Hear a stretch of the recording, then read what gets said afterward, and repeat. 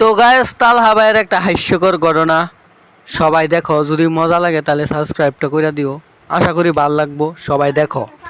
Guys আজকে আমি আপনাকে সবাই একটা সত্যি কাহিনী খুলে কই। সেটা হচ্ছে কি, আমি যখন জেলে ছিলাম, জেলে থাকা অবস্থায় আমরা আবার ভাই গরিব গরিব ফ্যামিলির একজন সন্তান, গরিব গরিব ফ্যামিলি, আমাকে চাষাবাদ করে খাই। এটা হলো সত্যি কথা, মিথ্যে কথা কব না সবার সামনে। আসলে তো আমার আব্বা হলো মাঠে ঘাটে কাজ করে, আমাকে নিজস্ব কিছু জমি জাতি আছে, ওইগুলোতে চাষবাস করেই আমরা হচ্ছে দুই বেলা দুই মুঠো ভাত টাত খাই আর কি, সত্যি কথা যেটা। তো আমি জেলে ঢুকছিলাম, একটা অবশ্য অপরাধ করে জেলে ঢুকছিলাম, এই কারণে আমার থানায় ধরে রাখছে আর কি। জেলের ভিতরে রয়েছি গত 1 মাস যাবত, জেলে থাকা অবস্থার কাহিনীগুলো করছি। এবং জেলের ভিতর তো আর ফোন মন ব্যবহার করা যায় না, তো কথাবার্তা কওয়া যায় না। তো সেই ক্ষেত্রে আমার আব্বা কি করেছে, আব্বার বয়স হয়ে গেছে মেলা, আব্বা আমারে চিঠি লিয়ে পাঠাইছে যে আব্বা কি আর করবো ক, মায়ের দূর করে তুই তো জেলের ভিতরে ডিও বসে রয়েছিস, চারিদিক দিয়ে জমিতে যে ধান মান লাগাবো, চাষবাস করবো, শরীরে তো সেই ক্ষমতা আর নাই, হাতে তো টাকা পয়সাও নাই যেটা মেশিন মুশিন আইনে ধান মান চাষ করার জন্য জমিটার একটু চষবো, ধানের বীজ টিজ সবকিছুই রয়েছে, কাজ বাজ কিছু করতে পারতেছি না। তোর আল্লাহ দুহাই লাগে বাবা, তুই জেলের যে করে একটু বার হয়ে চাষবাসের ব্যাপারটা তুই একটু দেখ, তুই আমার একটু সাহায্য কর বাবা, আমারে তুই বাঁচা,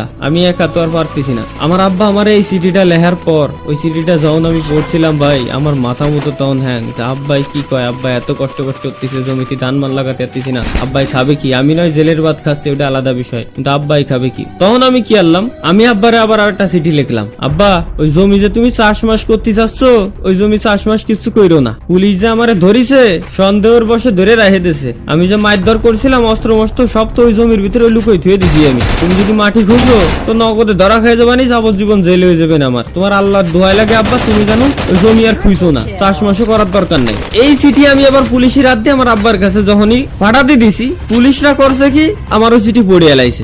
পড়ার পরে পুলিশরা তাড়াতাড়ি যায়, অন্য অন্য লোকজন নিয়ে যায়, আমাকে জমি সব খুঁজা শুরু করেছে, কোন জায়গায় আমি অস্ত্র মস্ত্র সব লুকোই থুয়ে দিছি। পুলিশ খুঁজছে একেবারে তন্ন তন্ন করে খুঁজতেছে পুরো জমির, কোন জায়গায় অস্ত্র মস্ত্র কিছু পায় নাই। কিছু না পাওয়ার পর আমি আব্বারে আবার আর একটা চিঠি লিখছি যে আব্বা জেলে থাকা অবস্থায় এইটুকু উপকারী তোমারে করতে আসছিলাম, জমি চাষাবাদ তোমারে করে দিয়ে আসালাম, তুমি খালি একটু কষ্ট করে ধান কটা ছিটে দাও জমির ভিতরে।